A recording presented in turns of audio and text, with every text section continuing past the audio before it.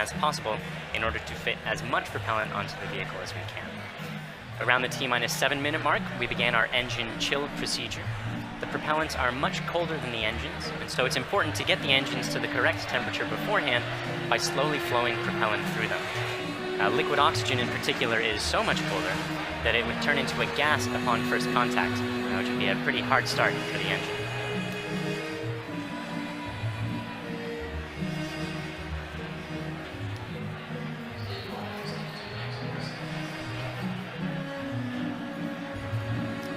The strong back cradle is opening and will slightly retract away from the rocket.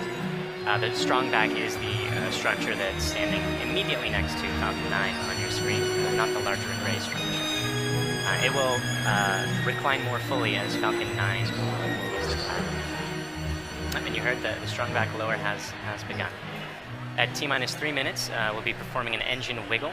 That's checking the thrust vector control system to make sure that the Merlin engines will be able to properly steer Falcon 9 during ascent. And at T-minus 60 seconds, you'll hear that Falcon 9 is in startup, which means that the rocket's internal flight computers have taken over the countdown.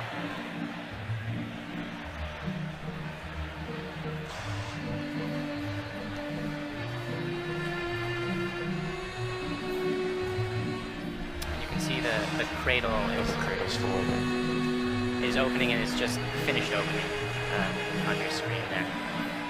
The little arm is just beneath the fairing.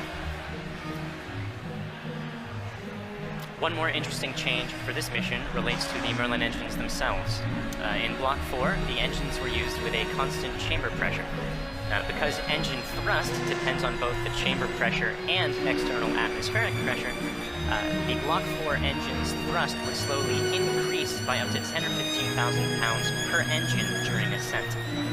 For Block 5, we'll be maintaining a constant thrust of 190,000 pounds until cutoff, which means we'll actually be slowly decreasing the engine's chamber pressures over time to compensate for decreasing atmospheric pressure.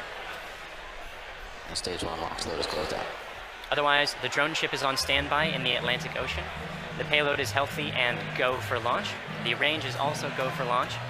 And at this point, we're inside of T-minus 3 minutes and getting pretty close to T0. Strong back lower is ended. Strong back's at 88.2 degrees. So let's listen in to the last couple minutes of terminal count.